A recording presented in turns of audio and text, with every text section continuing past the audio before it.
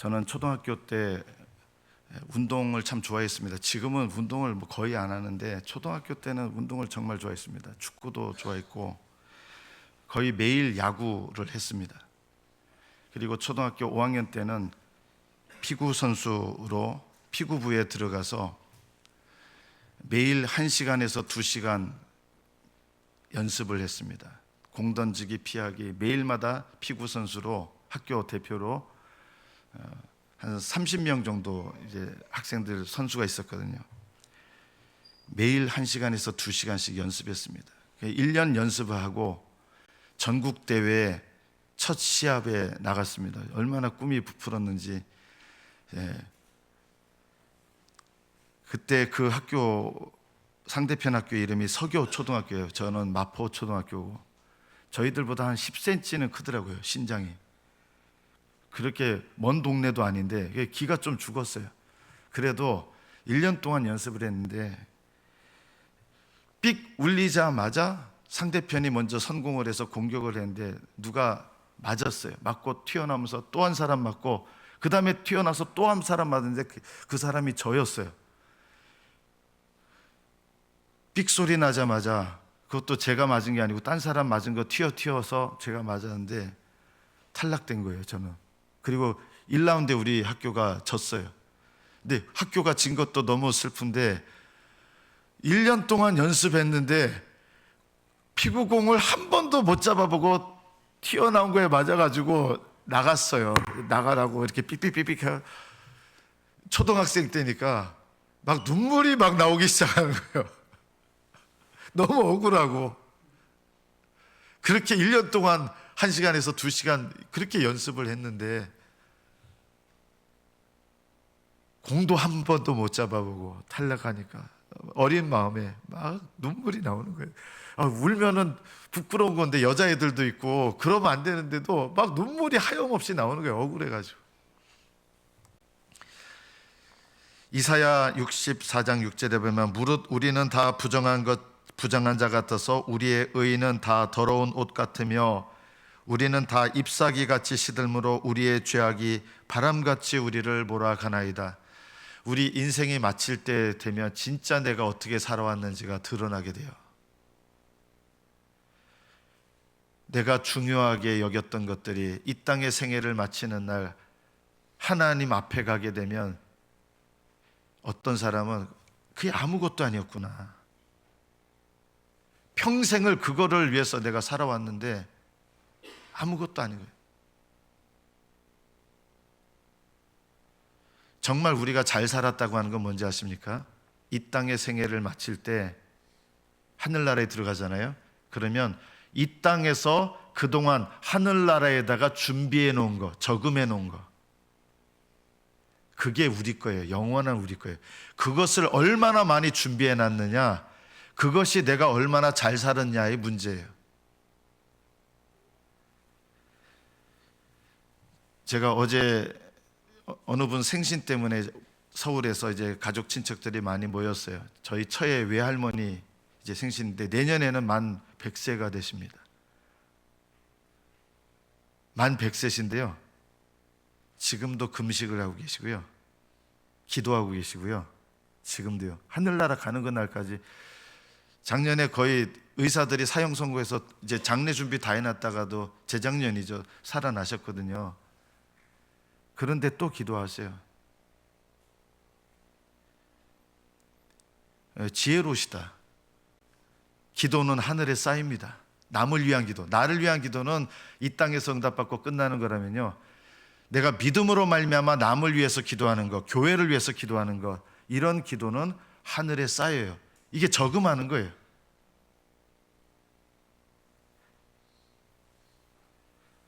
어제 이제 제 아내한테서 들었는데 SK 회장의 부인이 역대급 이혼을 한다 그래요. 세계적인 이혼을 한다는 거예요. 왜 세계적인 이혼인가 했더니 위자료만 1조, 1억이 아니고 1조 3,800억 정도, 그것도 위자료만 그렇고 또 있다는 거예요. 집 재산 또 분할하면 또 거기서 나오고, 그리고 이제 판결이 나서 이자를 지급해야 되는데 또 거기다가 매일 2억 원 이자. 저절로. 행복하다고 여기십니까? 그런 역대급 이혼, 위자료만 한 1조 5천억.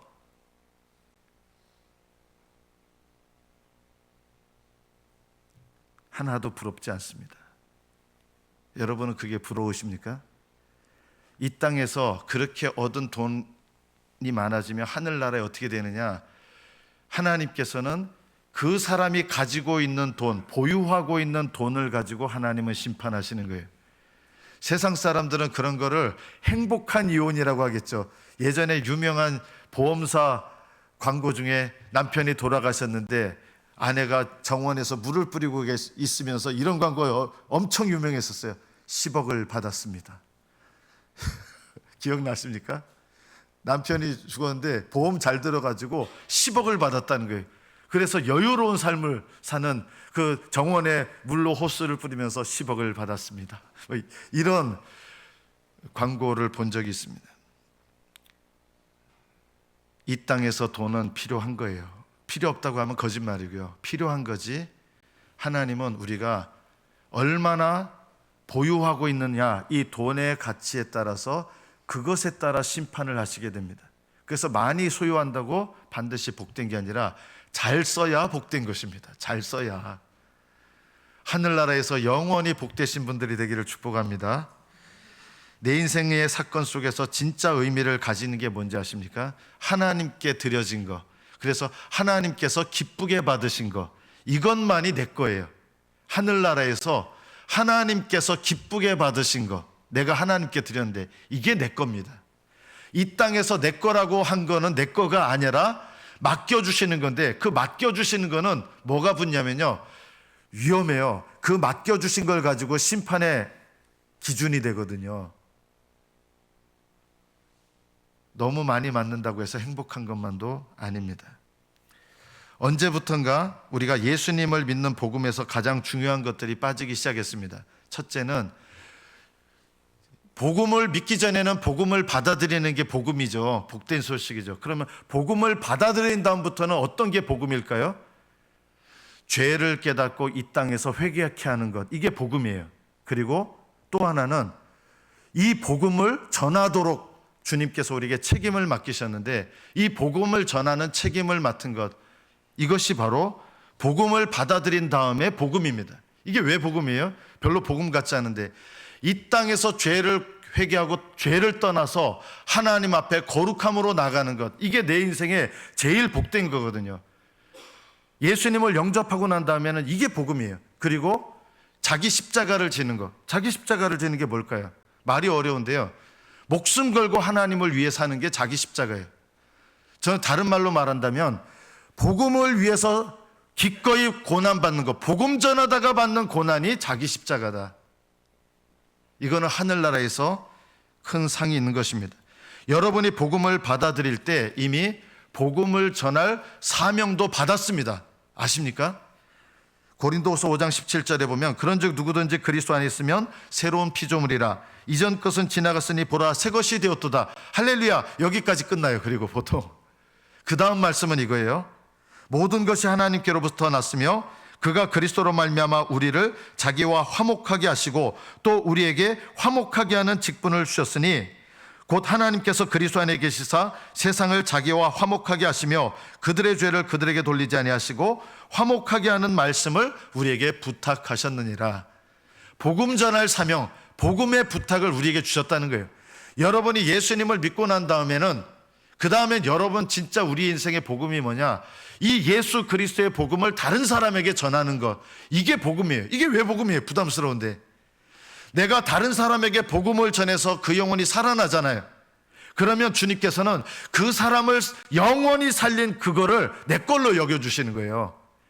우리가 예수님을 믿을 때 예수님의 의를 믿음으로 말미암아 내 걸로 여겨주시는 것처럼, 우리가 믿음으로 복음을 전해서 다른 사람이 그 복음을 듣고 살아난다 그러면 그 사람 생명 살린 건 하나님이 하셨지만 그것을 누가 한 걸로 계산해 주시느냐? 복음 전한 사람이 한 걸로 계산해 주시는 거예요. 그래서 하늘나라에서는 누가 가장 영광스럽게 되는지 아십니까? 두 가지예요. 거룩함에 이른 사람, 또 하나는 예수 그리스도의 복음을 증거한 사람, 이 두 가지가 함께 있어야 돼요.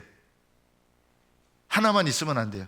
거룩함에 이르는 것, 그리고 복음을 전하는 것, 이 두 가지가 함께 쌓아지는 만큼이 바로 여러분이 하늘나라에 저금하는 거예요.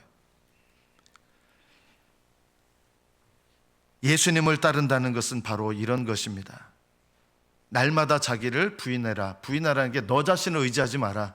너에게서 나온 거 의지하지 마라. 예수님의 의를 의지하고,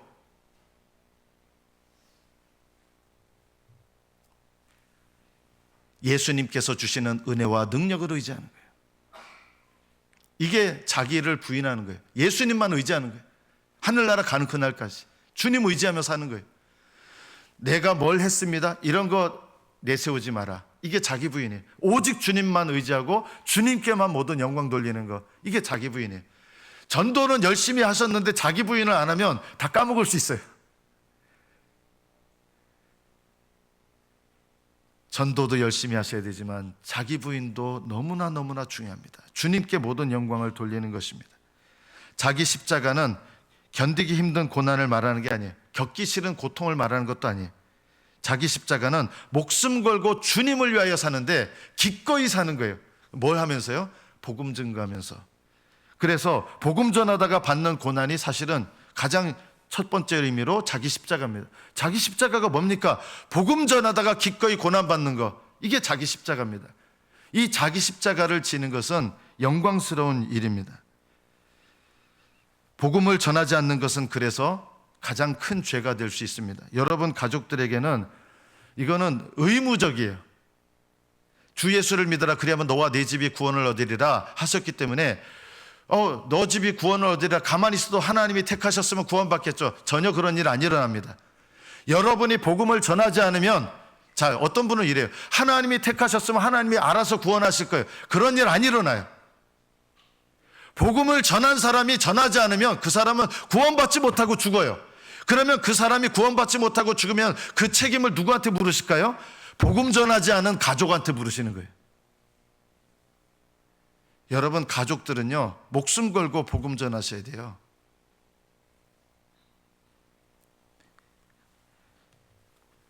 제가 우리 교회도 아직 제가 죄책감을 주려고 하는 거예요. 남편이 아직 안 믿으시는 분들 있잖아요. 많이 있잖아요. 왜 남편들이 구원받지 못하느냐? 아직 기도가 부족해서 그래요. 기도하셔야 돼요. 전도는 기도에서부터 시작되거든요. 근데 기도하는데 어떻게 기도하셔야 되느냐? 눈물을 흘려가며 기도해야 돼요. 정말 그게 답답하면 눈물이 나오거든요. 남편을 위해서 눈물을 흘려 기도하는 적이 있는 거예요. 그렇게 기도 안 하면요, 습관적으로 기도하잖아요. 그런 기도는 하늘나라에 안 올라가요. 그건 소리예요, 그냥. 그런 기도는 아무리 쌓아도 아무 일도 안 일어나요. 눈물을 흘려 기도하셔야 돼요.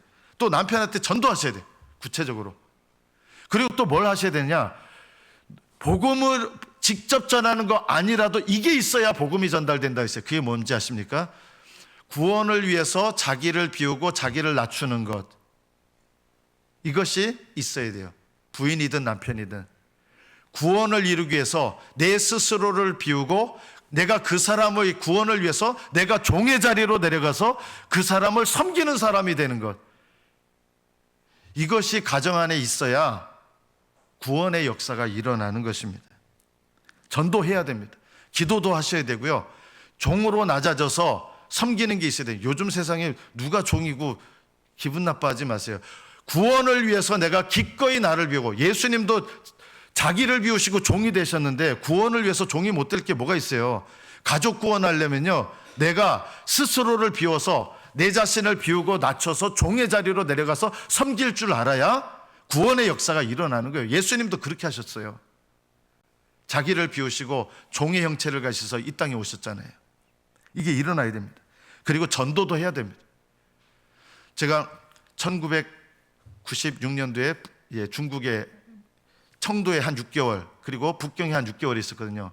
북경에 외국어 대학교라고 할 수 있는 어원대학이 있습니다. 북경 어원대학. 거기 가서 이제 학교 도서관 로비에 앉아 있는데 한국 여학생이 거기 있는 거예요. 한국 사람 보면 반갑잖아요. 그래서 어디서 오셨냐고, 뭐 어느 지방에서 오셨다는 거예요. 저한테 10분만 좀 주실 수 있어요? 이렇게 하고 그 자리에서 복음을 전했습니다. 참 남사스러운 모습이죠. 주변에 사람들도 많은데 난생 처음 보는 여학생한테 10분 동안 시간을 달라고 복음을 전했습니다. 사실은 10분 걸린 게 아니라 이것저것 또 얘기하다 보니까 1시간이 걸렸습니다. 그리고 그 북경 어원대학 그 로비에서 그 여학생이 처음 본 여학생인데 예수님을 영접했습니다.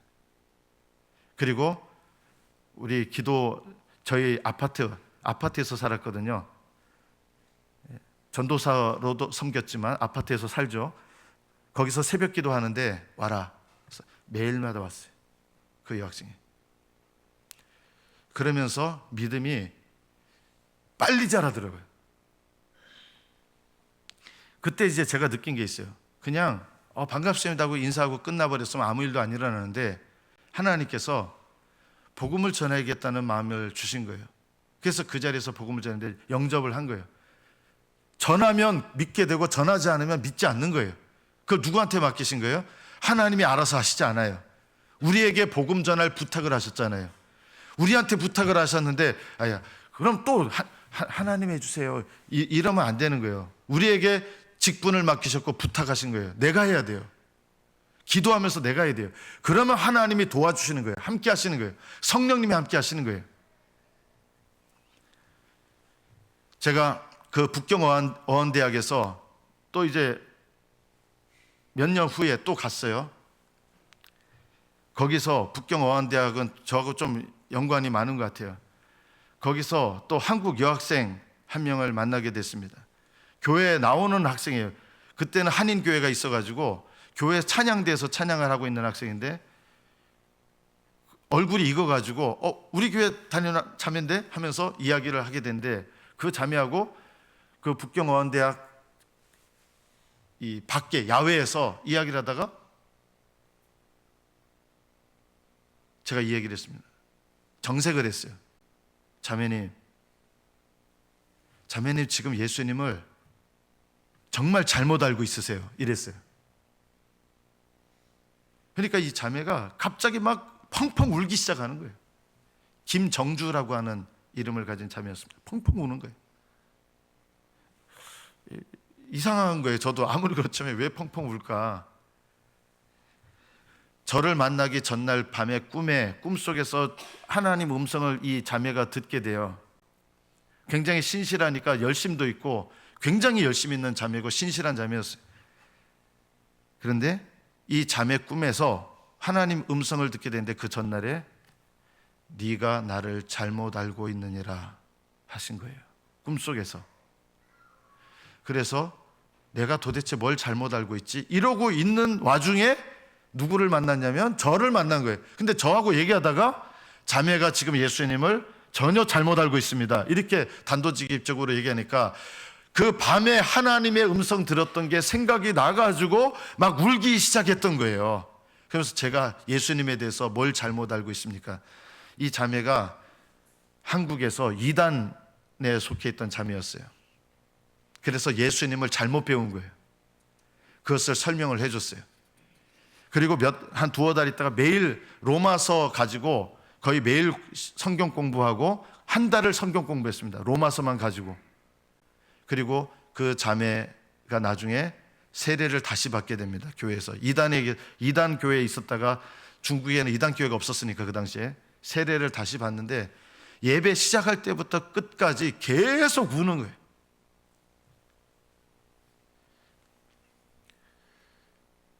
하나님께서 복음을 전하면 영혼을 살리는 일들이 일어나거든요. 그게 얼마나 값진 일인지 아십니까? 여러분이 잘 알고 있는 타이타닉호가 이제 침몰을 했습니다. 많은 사람이 죽었습니다. 수백 명이 죽었죠. 4년 후에 한 젊은이가 한 모임에서 이제 간증을 하게 됩니다. 이 간증의 내용은 이랬습니다. 제가 그때 타이타닉호에 타고 있었습니다.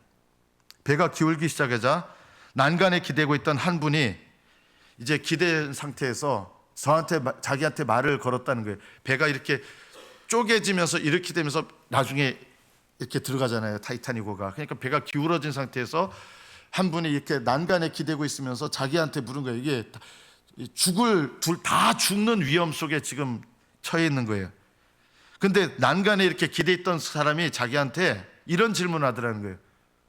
살지 죽을지 모르는 그런 순간인데, 예수 그리스도를 믿으십니까?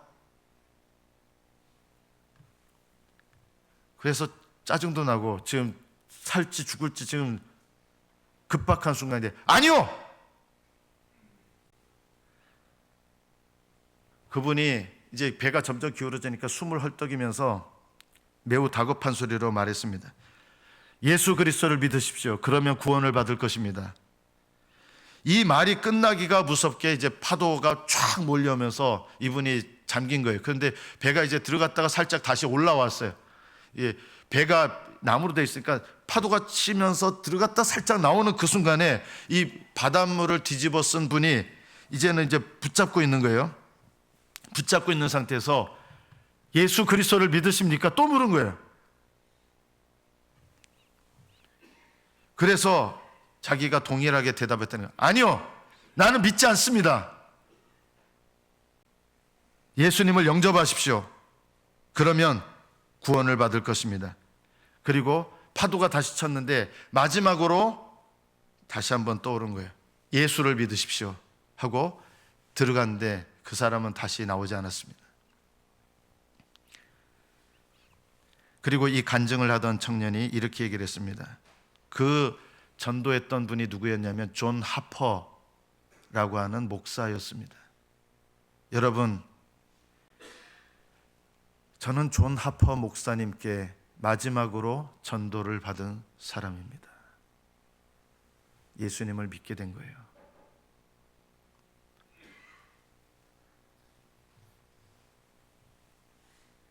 여러분이 복음을 증거할 기회가 있을 때 복음을 증거해서 영혼을 살리면 하나님이 하신 거지만 여러분이 살린 것으로 여겨주시는 거예요.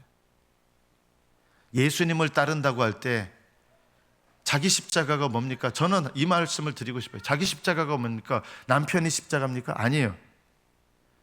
남편은 십자가가 아니에요. 내가 남편에게 복음 전하다가 고난받으면 그건 십자가예요. 자식이 십자가입니까? 아니에요. 내가 자식에게 복음 전하다가 고난받으면 그건 십자가예요. 기꺼이 예수 그리스도의 복음을 증거하다가 고난을 받으면 그거는 자기 십자가예요. 여러분은 자기 십자가를 지고 예수님을 따릅니까? 예수님의 제자들은요, 복음을 받아들일 때 이 사명을 당연하게 받아들인 거예요. 그래서 복음을 받아들인 사람들은 그들의 생애 속에서 예수 그리스도의 복음을 늘 증거했습니다. 그 나비 효과라고 하는 게 있잖아요. 뭐 적도에서 나비가 날개짓을 하면 그게 바람이 점점 커져가지고 뭐 태풍이 된다. 그 거짓말입니다. 말도 안 되는 얘기입니다. 그건 비과학적인 얘기예요. 무슨 나비가 날개를 치면 그게 무슨 태풍이 됩니까? 그 다 비과학적인 말이에요. 그러나 어떤 의미에서는 비슷한 이야기가 있습니다. 여러분이 기도하면 여러분의 힘은 아무것도 아닙니다. 그러나 여러분이 하나님께 기도할 때 그 하나님께서 계시기 때문에 하나님께서 일하기 시작하면 놀라운 나비 효과보다 더 큰 역사가 일어날 수 있는 것입니다. 여러분이 하나님을 의지하면서 복음을 증거하면 그건 별것 아닌 날개짓 같은 것일지 모르지만 그 전도와 기도를 보시는 하나님께서 함께 하시기 때문에, 하나님이 함께 하시기 때문에 놀라운 역사가 일어날 수 있는 것입니다. 저는 늘 가끔 생각나는 분이 로버트 토마스라는 분입니다. 이분은 목사이자 선교사입니다. 1840년에 목사의 아들로 태어났습니다. 1865년 26살 때 신학을 그 전에 공부하고 26살 때 이제 목사 안수를 받게 됩니다.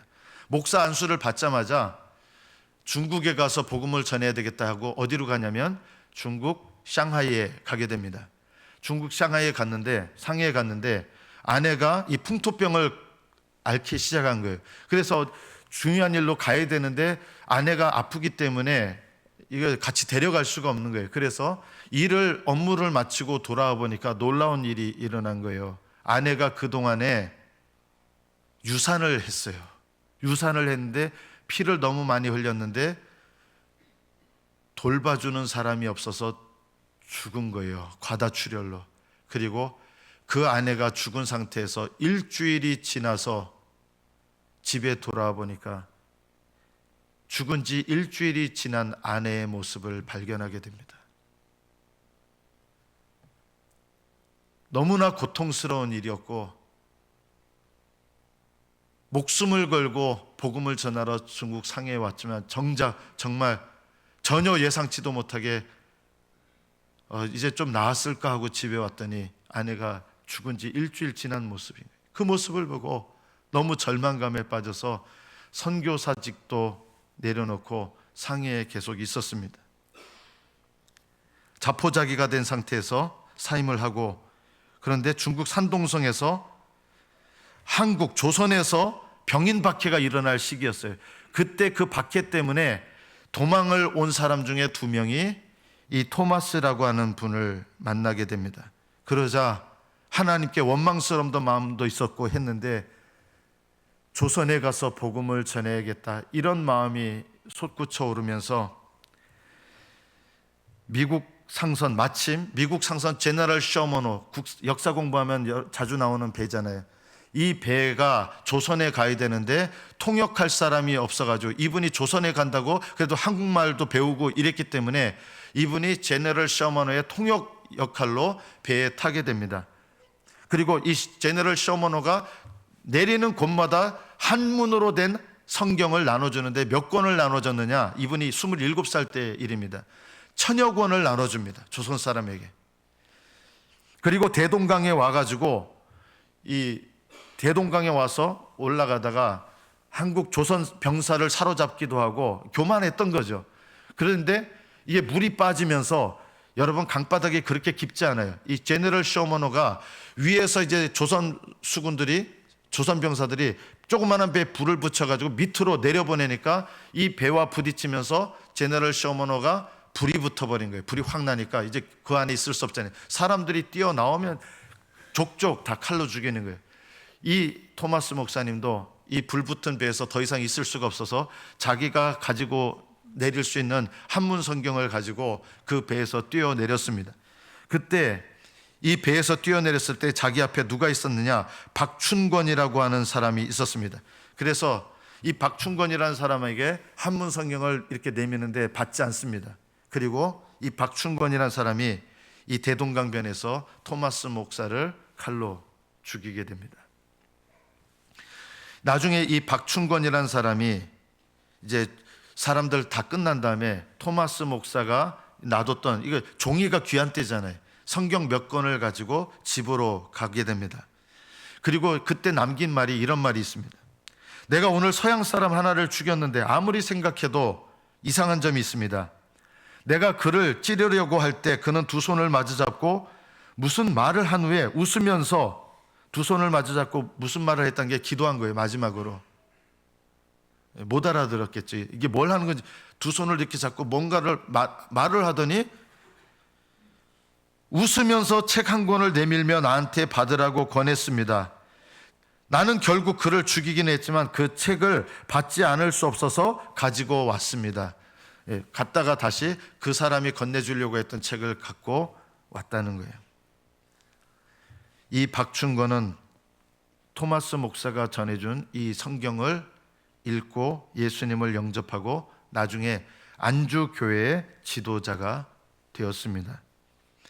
이 제너럴 셔머노가 불타던 이 현장에 또 누가 있었느냐, 그 박춘권이라는 사람이 목사를 죽이는 모습을 12살의 나이인 최치량이라고 하는 어린 애가, 그것을 얼마나 무섭겠어요, 사람을 칼로 죽이는데. 최치량이라고 하는 아이가 그 모습을 보고 있었습니다. 토마스 선교사가 뿌린 한문 성경을 주어가지고 이 아이가 누구한테 가냐면 3권을 그 중에서 가지고 간 거예요. 그걸 가져가서 누구한테 주냐면 영문 주사 박영식이라는 사람한테 가져다 줍니다. 이 박영식이라는 사람은 성경에 있는 종이를 다 뜯어가지고, 종이가 귀한 때니까 자기 집 방안을 다 도배를 한 거예요.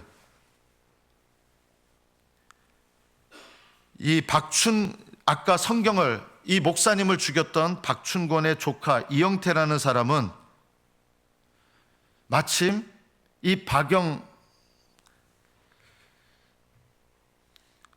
사람 집에 이게 다 발라놨잖아요. 그 집에 와가지고 그걸 읽은 거예요.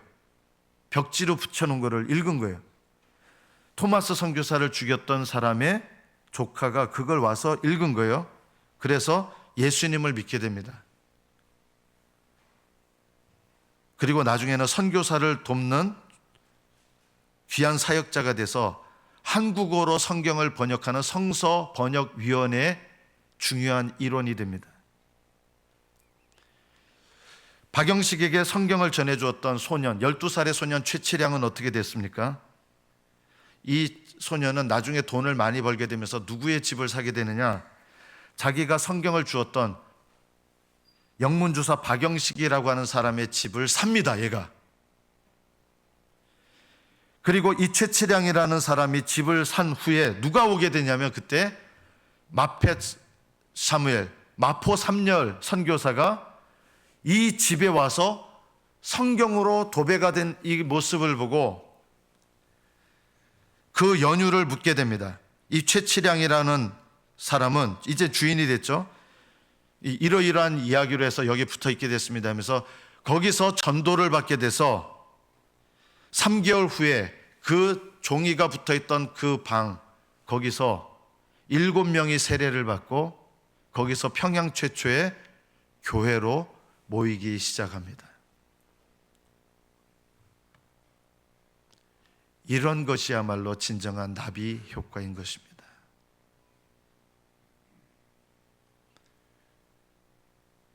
대동강변에서 한 번도 어떻게 보면 직접적인 전도도 못하고 물론 성경을 나눠줬죠. 그렇지만 그 순교의 피를 뿌린 것을 결코 헛되게 하지 않으시고 하나님은 수많은 영혼들을 구원하는 불쏘시개로 사용하시고 하나님께서 그 인생을 얼마나 영광스럽게 하셨겠습니까? 우리가 누군가를 전도할 때 제일 낙심되는 것 중에 하나가 정말 오랫동안 기도하는데 안 돌아와요. 저는 저희 가족들 위해서 20년 넘게 기도했는데 아무 일도 안 일어났었어요. 오래 걸리더라고요. 영혼 구원하는 기도 포기하지 마세요.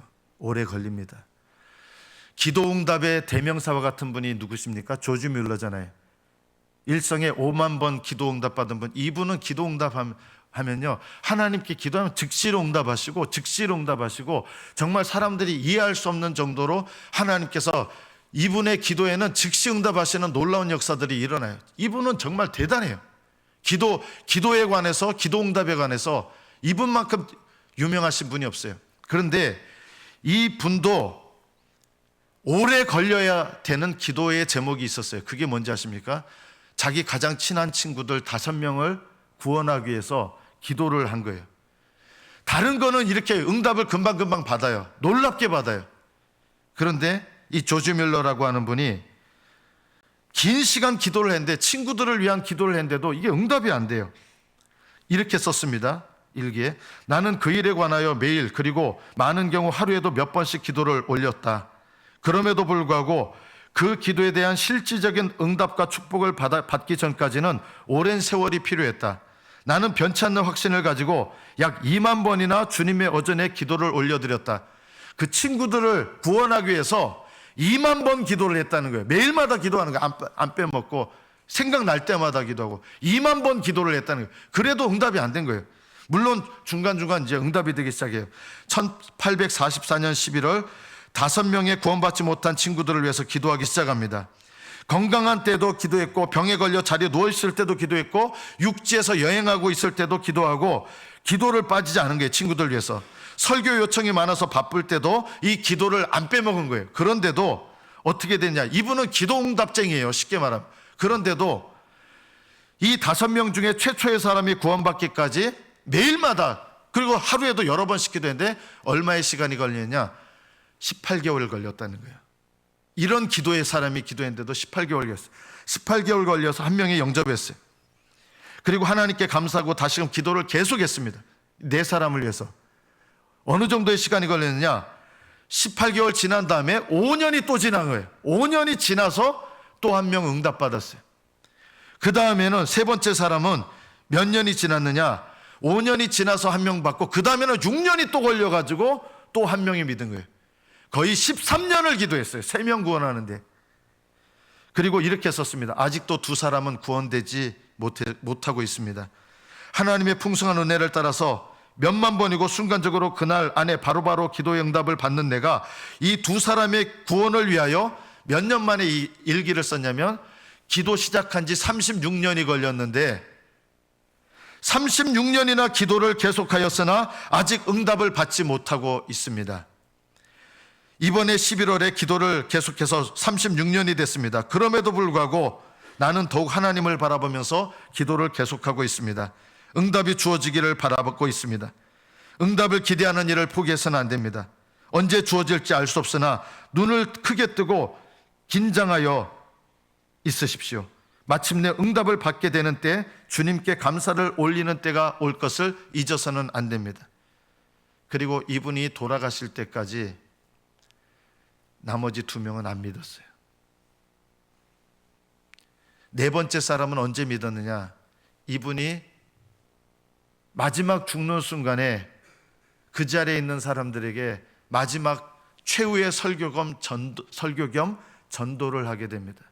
친구들이 왔죠. 이제 죽는 날이니까. 52년을 기도했지만 응답되지 않았는데 병상에 눕게 됐고, 그리고 마지막 설교를 힘을 다해서 했는데 그때 4번째 친구가 그 설교를 듣고 예수님을 영접합니다. 52년 만에. 그리고 5번째 친구는 여전히 믿지 않았습니다. 이 사람은 어떻게 됐을까요? 52년 동안 기도를 했지만 완전한 응답을 받지 못했다는 이 얘기를 누구에게서 듣냐면, 조지 뮬러가 장례식을 하게 되는데, 장례식 했죠. 관을 하관하는데, 너를 위해서 52년 동안 너의 친구 조지 뮬러가 기도했는데 아직 응답받지 못했다. 그 하관하는 그 자리에서 무릎을 꿇고 5번째 친구가 예수님을 영접합니다.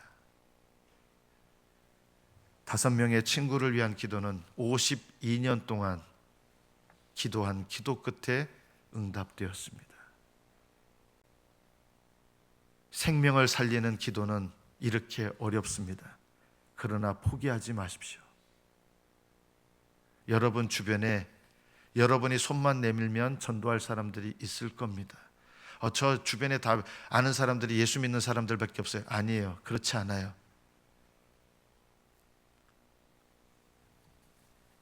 저는 가끔 저희 아버지가 했던 이야기가 떠오릅니다. 저희 집에 조그마한 불상들 제가 다 갖다 버렸거든요.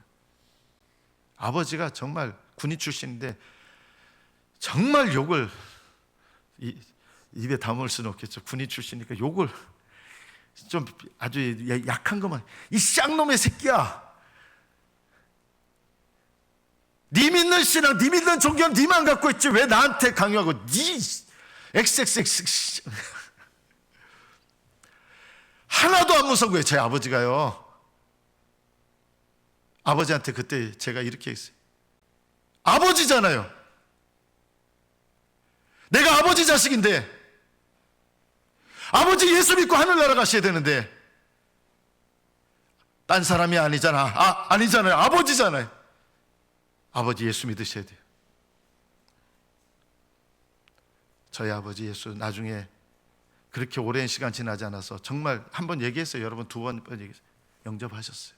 기부스키 신체로 예수 영접하시고, 한국어 성경 8번 읽으시고 일본어 성경 2번 읽으시고, 저 갖고 기도할 때 아들인데 저 앞에 무릎 꿇으시면서 나같이 큰 죄인이 없다.